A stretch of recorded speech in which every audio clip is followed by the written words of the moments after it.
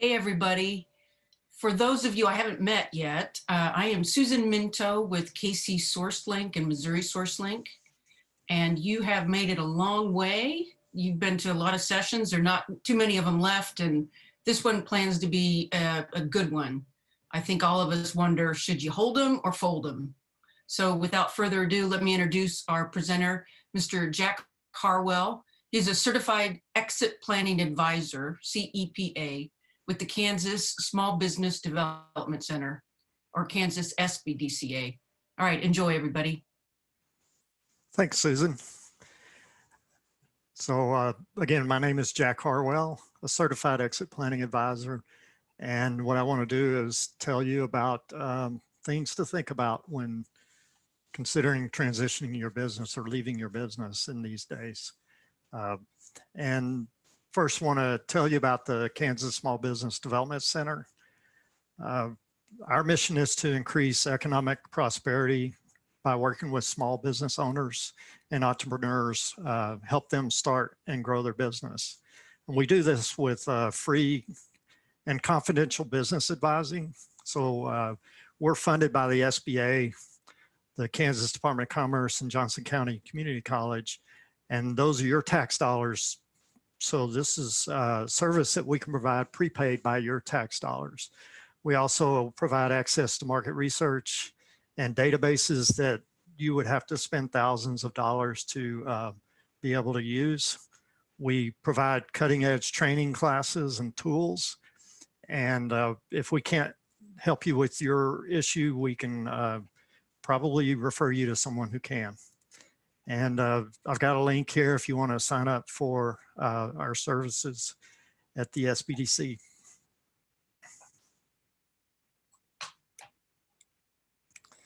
And if I can get my slide to move.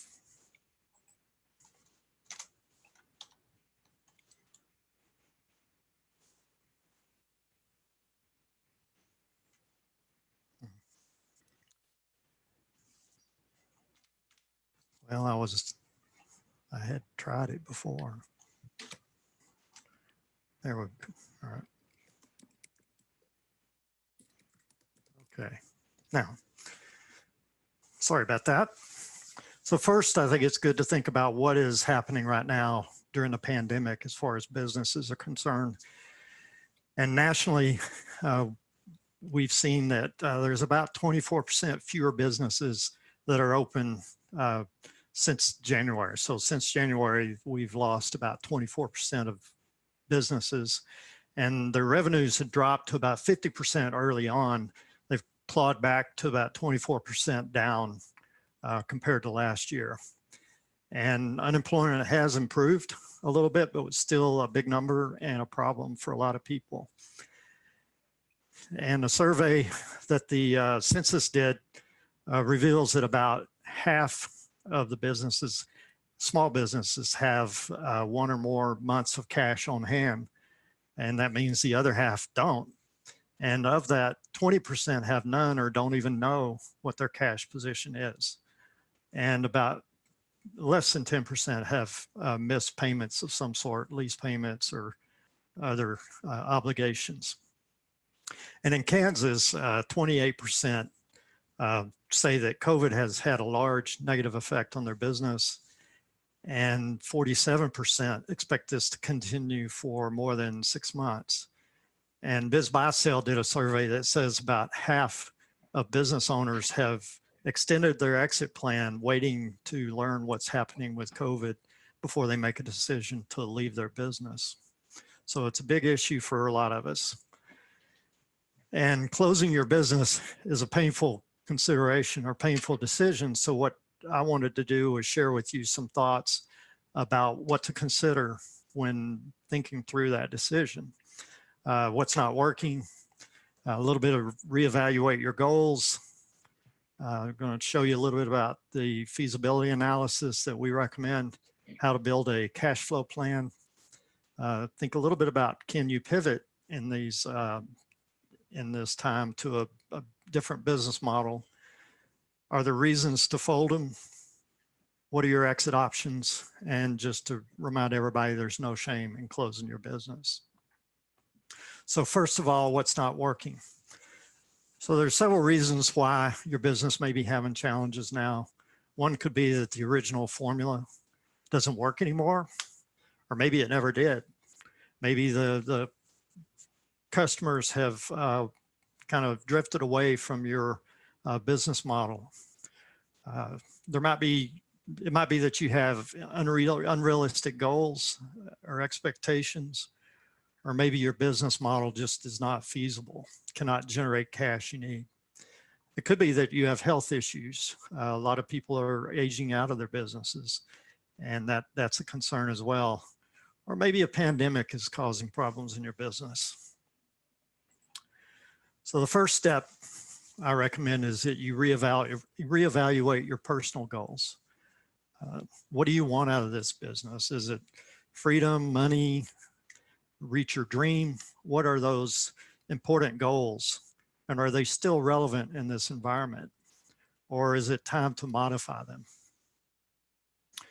And always want to make sure that your goals are smart. I'm sure a lot of you have seen this by now. Specific, measurable, attainable, relevant, and time-bound. So make sure when you're establishing your goals that you consider these characteristics, and make sure that you're setting good goals, smart goals. So feasibility analysis in this context is really about determining whether or not your business can generate cash, enough cash to operate the business and supply you with the money that you expect. So what I'm going to do is start with building the cash flow plan and checking feasibility. And once you've done that, you either can find that it's a feasible business and you can go, or if it's not feasible, you might want to reevaluate the business model, maybe do some tweaks, redevelop your strategy, and then do another cash flow plan and check for feasibility again. And we'll talk later about how this is an iterative process, or could be an iterative process. So in building a cash flow plan, there's 4 basic steps. Figure out how much cash do you have, how much cash do you generate out of your business, what are your cash flows or outflows, and then how much cash will you have at the end of the day. So looking at a minimum of 6 months at this point, and figuring out whether or not you have enough funds, or are you going to run out.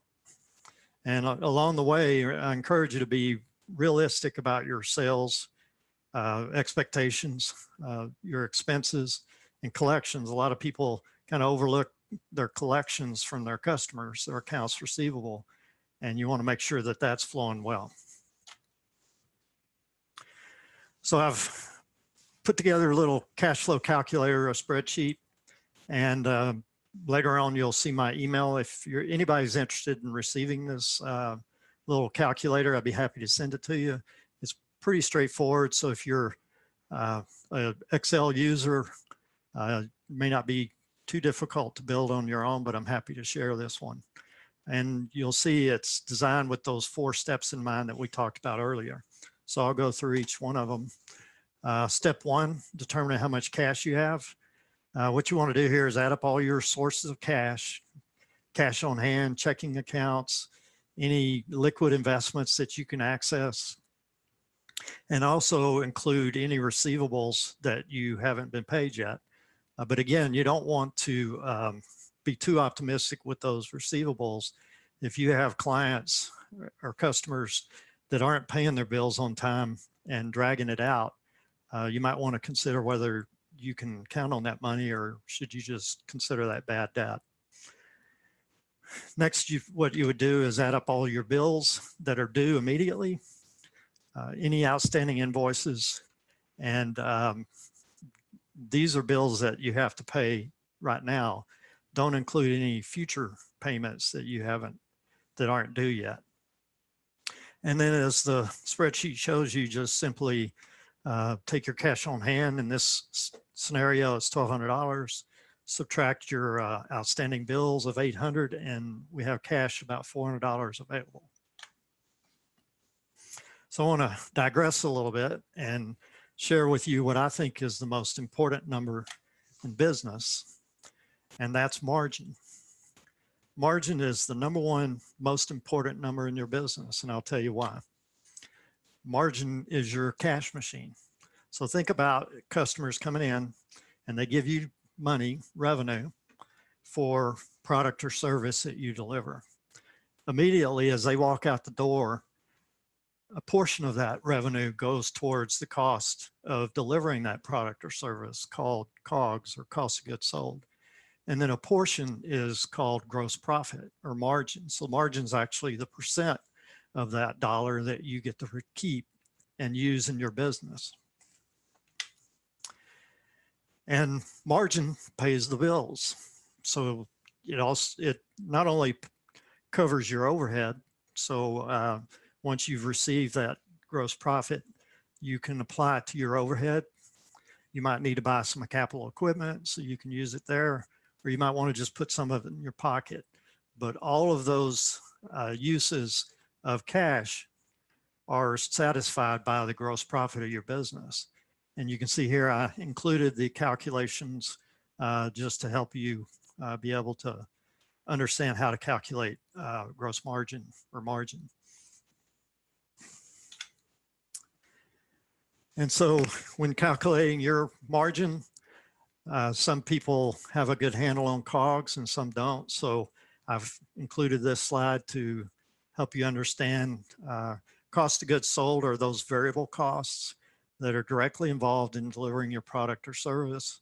And you can see in the table below the variable cost of labor for manufacturing any consumables. If you do service for customers and you have things that you use, expenses that are pretty much every time you do that service, that would be a variable cost. Of course, if you use any materials in manufacturing, or if you resell any products, the product cost is cost of goods. And then sometimes people include shipping in that. On the other hand, fixed cost would be things like utilities, market expenses, and rent that won't follow your sales directly. So if you double your sales, you're not likely to double those expenses. And step two is how much cash do you generate? And here what you would do is enter your projected sales in dollars for each month. Again, be realistic. And in any projections that you expect due to any pivots that you've made, you want to include those here. But again, be realistic and maybe a little bit conservative in your estimates. And then enter the margin percent that you calculated. And that will tell you how much money you're generating out of your business each month.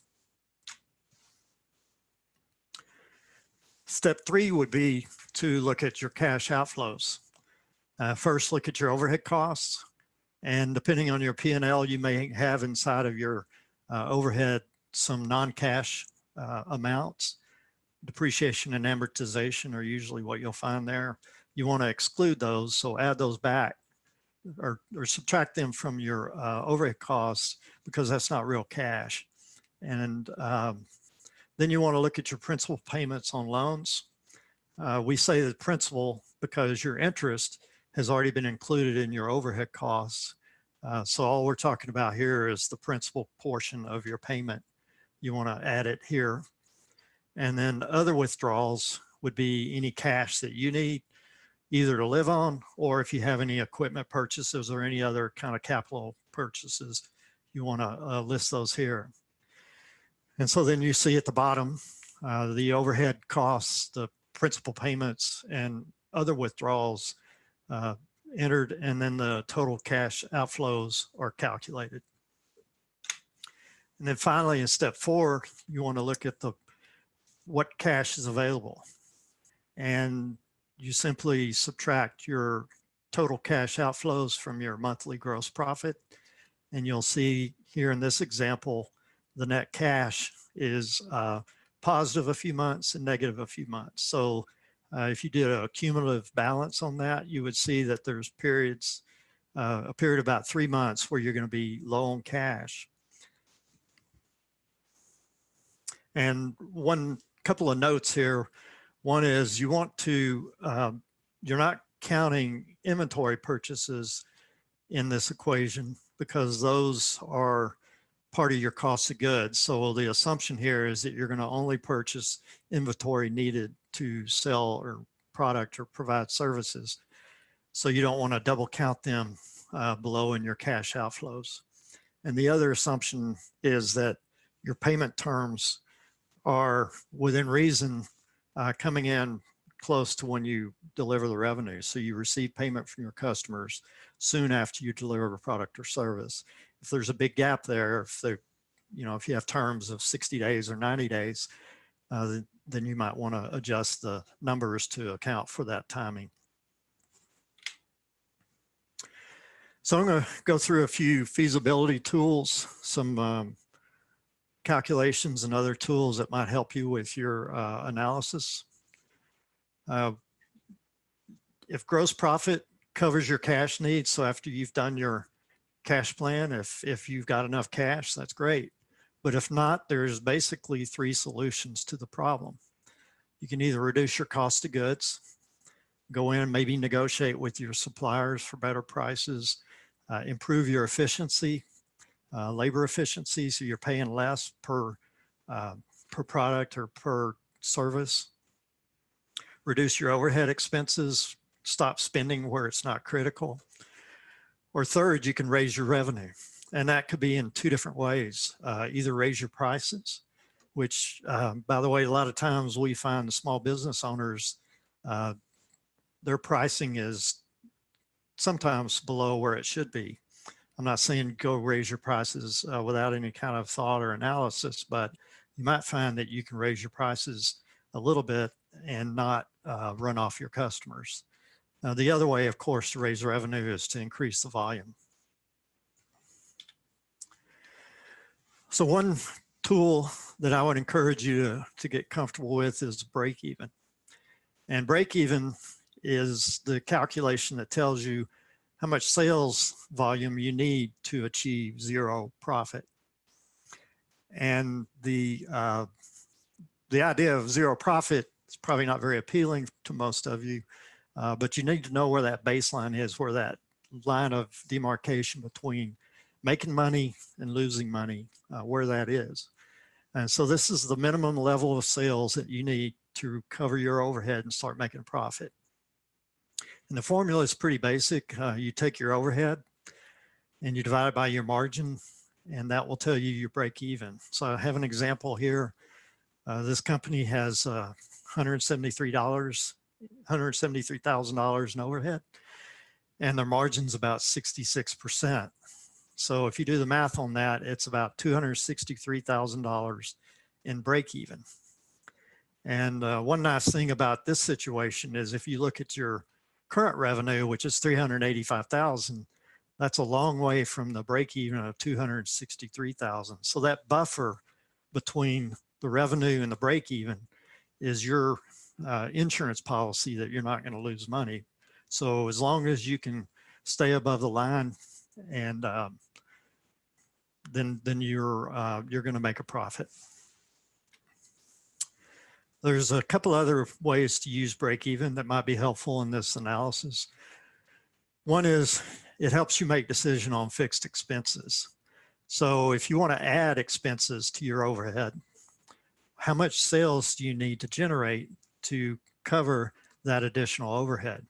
And the example we have here is you hire somebody to increase your sales, be a salesperson, but you're paying them $60,000.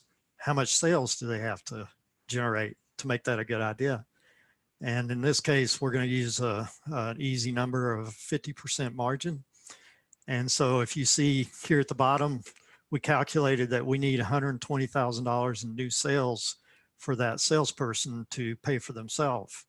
And that gives you some guidance and understanding of how much sales you need from that person. This also applies if you're buying a piece of equipment. How much more sales do you need to pay for that equipment? And another use for break even is helping you determine how much overhead you need to reduce in order to break even and start making money. So some of you may have already done as much as you can for your sales increase, for your cost of goods management and your gross margin, and that's the best you can do, and it's still not enough to cover your overhead. The question comes, how much sales do you, or how much overhead do you need to cut in order to make a profit? And so you just flip the formula, take your target overhead, or to calculate your target overhead, what you need to do is take your projected sales and multiply it by your gross margin. So in this case, you can see the calculation. We're expecting $35,000 in sales, and with a gross margin of 35%, my target overhead is $35,000 or $12,000, 250. And so that's the amount of overhead I need to maintain in order to make a profit. So remember, cash is king. I'm sure you've heard this 100 times. Ways to manage that: manage your margins, understand your break even, stay on top of your collections, make sure that your inflow is flowing on time, cut your overhead spending, and only buy critical items. If you have inventory, convert it to cash, even if it's not profitable. And I'll talk about that later and share with you the idea of the fallacy of sunk costs. So then the next question, can you pivot? And I know there's been a lot of discussion about pivoting in this environment. And there's 3 basic ways to do that. Change your format, maybe deliver differently. You know, having the takeout versus dine in is a pivot of this nature. Provide new experience for your customers to bring in more. Also, another way to pivot is to pursue new markets. If it's a new customer or new customer persona, or if it's a different geography. And then also you can develop new products, extensions of your current product line, or even a service line, or new categories. But remember, your objective is always more gross profit when you pursue these changes. So I promised you a discussion about sunk cost fallacy. And so if you can imagine, on March 1st, you purchased a ticket to Las Vegas for $500. And then suddenly flying isn't as safe as it used to be. So 2 weeks later, on March 13th, basically the United States went into lockdown and flying wasn't a good idea. And then you learn that the casinos will be closed. And of course, that's why you wanted to go to Vegas. You've already invested $500 in the trip. So do you go or not? So the fallacy is that the $500 you've already spent is a sunk cost. It's already spent. It matters. Doesn't matter what you do in the future. And nothing will change the sunk costs that you've already invested in the trip. So the idea of the sunk cost fallacy is you don't want to consider that in future decisions. So forget about what you've invested so far. And this would relate to your business. A good example is inventory. If you have a ton of inventory on hand, forget about how much it cost you. The question is, how much cash can you generate from it going forward? So you might want to think about discounting your inventory just to move it to get some cash, because cash is king right now. And profits don't matter if you're not generating cash. So that's the idea of the sunk cost fallacy. And one question comes up is, should I seek funding? Should I borrow money to help bridge my business, help me survive during the pandemic? And you want to, of course, make sure you can pay it back. So make sure you have enough cash coming in the future to pay it back, but also make sure there's a payback for you. In other words, is this money you're buying going to enable change? Is it going to help you pivot and generate more cash? Or is it just life support that's going to extend the inevitable failure of your business. I had a boss once who called it blue money. And it's back to that fallacy of sunk costs, is never throw good money after bad. And so you don't want to, certainly don't want to borrow blue money to help your business survive if it's not going to survive the long term. So you want to make a change in your business with that borrowed money, or it's probably not a good idea. So what are the reasons to fold your business? You can't achieve your business goals. We kind of talked about that earlier. Your goals are unrealistic. Maybe you've been doing well, but things are declining. All your signs of success are starting to erode. And you've done your analysis, your feasibility analysis, and there's no solution. Or maybe you're just out of cash and you're not generating enough cash into the business, or you're spending too much and you have no reserves. Perhaps you've lost the passion, losing interest. A lot of people are aging out. I mentioned that earlier. Or it's just no fun anymore. Or you might have other opportunities, maybe different business pursuits that look more promising than where you are now, or go back to working for the man. So as you're going through this feasibility analysis, think about the idea of rinse and repeat. And that is to revise your strategy, test for feasibility by revising your cash flow plan, and then be honest with yourself. Is this a feasible plan? And again, if it's not looking feasible, can you adjust your strategy? Is there some pivot that you can make that will make that cash flow in a positive direction or not? So I want to touch briefly on the exit options that are available. You could sell your business. Things to think about there. There are investors out there that have capital. It's actually, a lot of people believe there's a lot of pent up capital and they're looking for deals, but they're looking for growth opportunities, as they always are. And the savvy buyer is looking for the impact of COVID on your business and whether or not your business thrives during COVID or not.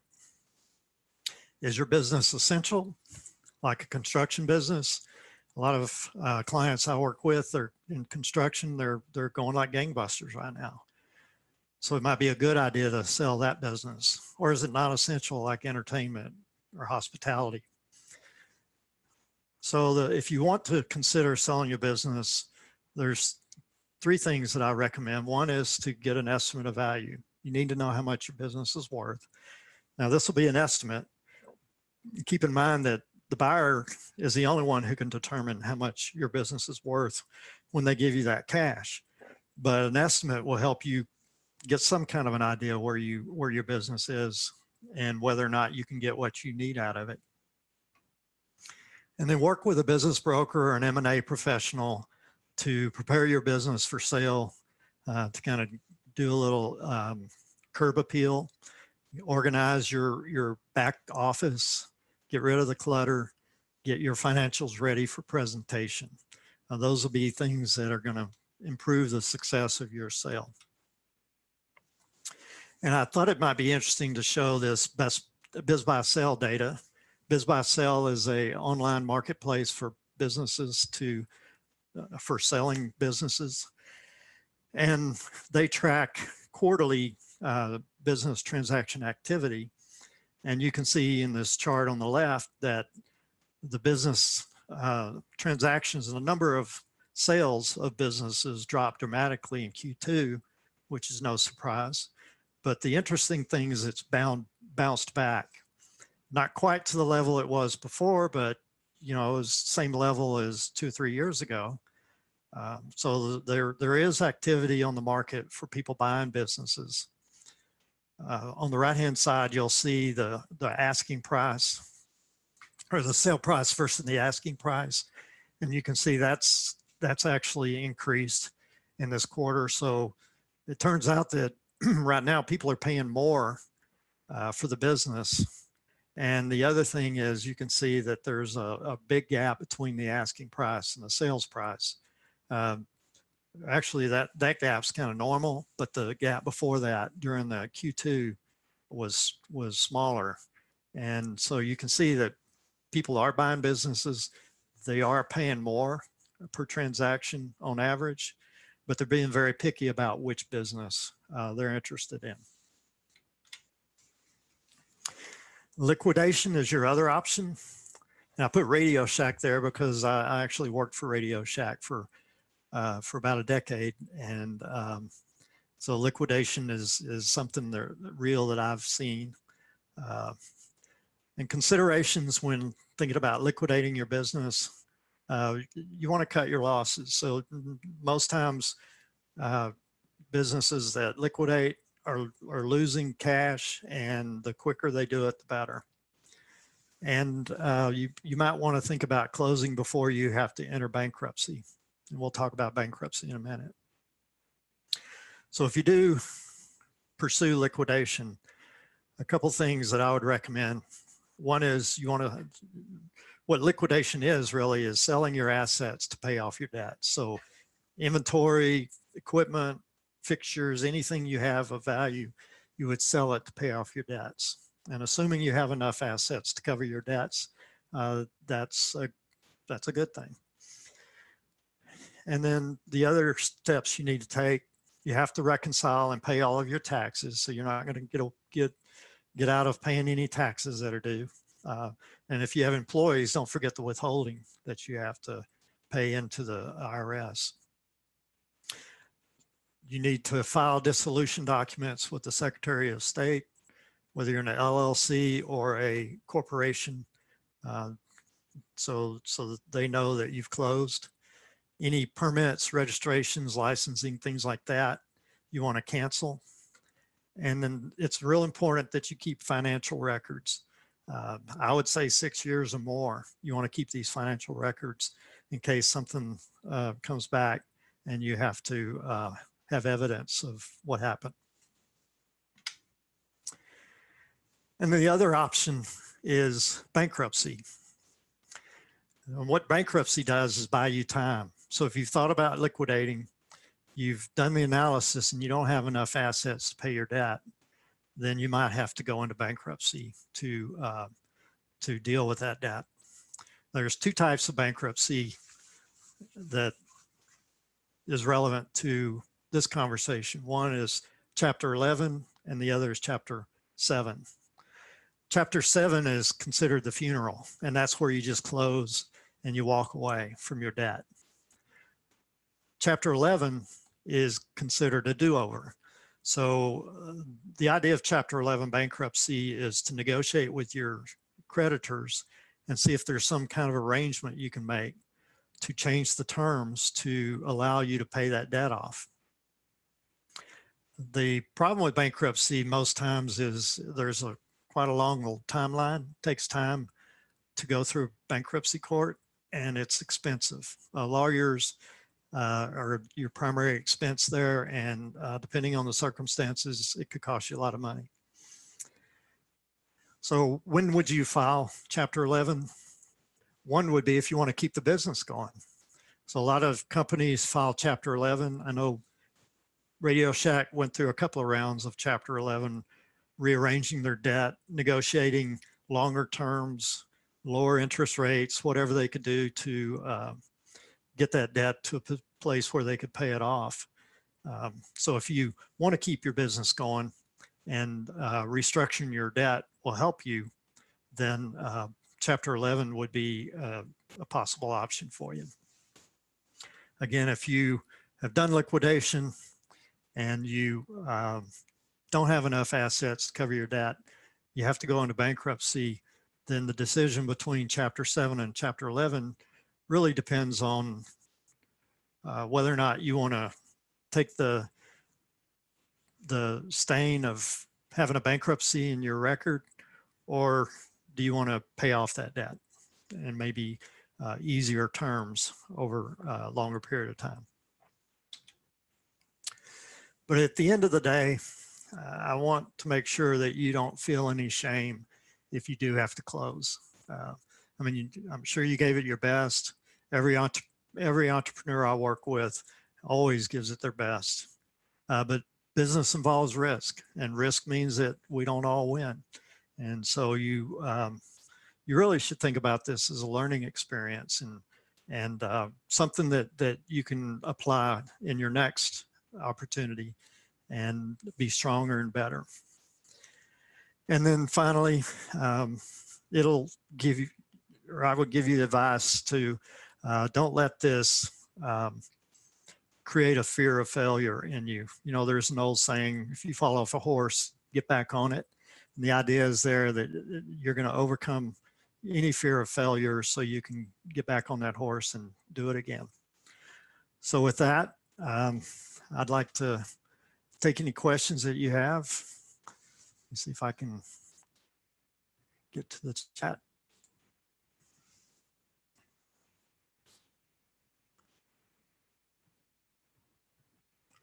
Well, I'm not seeing it.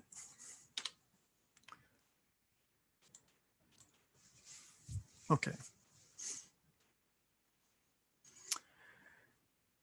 So I do have a question. Can you explain the difference between bankruptcy and insolvency?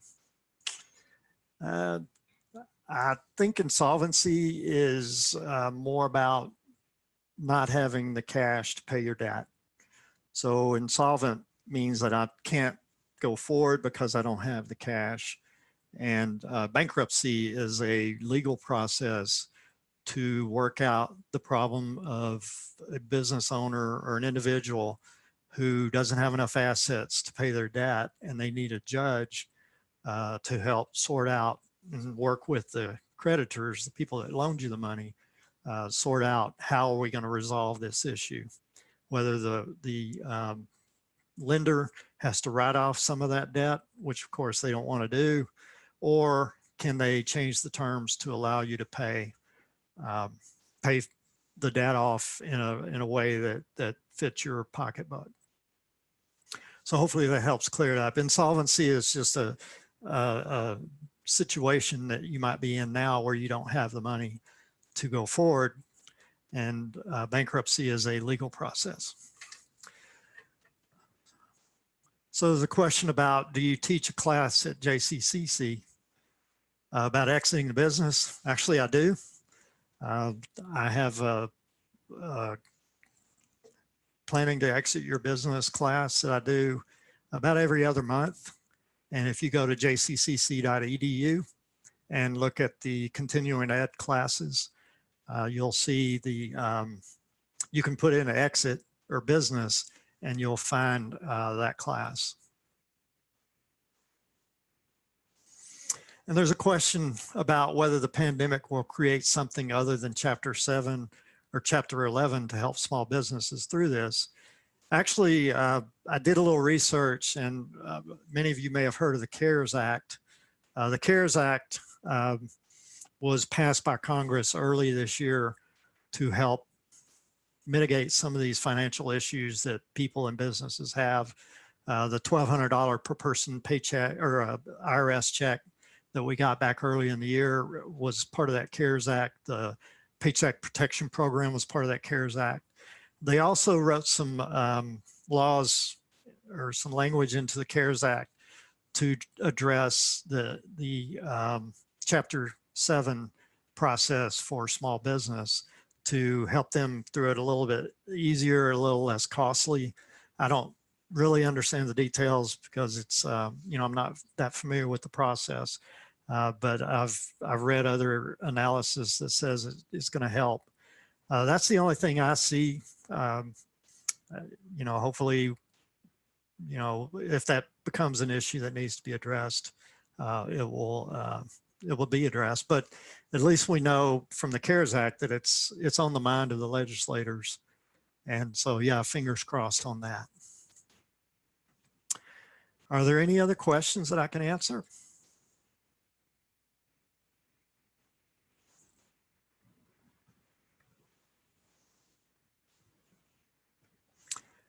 Okay. Well, I don't know if you've heard, but there's a hallway that we can meet up after And maybe Susan can tell us more about that. But I'm happy to hang out in the hallway a little bit. And if anybody has any questions they'd like to ask one-on-one, then, I'll be there for you. Also in my presentation was my email address. And I guess, since I'm not showing it, maybe I should stick it in the chat real quick. But I'm happy to take in emails to help you with your individual problem and or answer any questions that you have. If you like a copy of the deck, I'll send it to you, or the spreadsheet. So with that, without any other questions, I guess, Susan, is this when we'll call it a day? We can call it a day. All right. Well, thank you very Thanks, much, Jack. everybody. You bet. Bye-bye.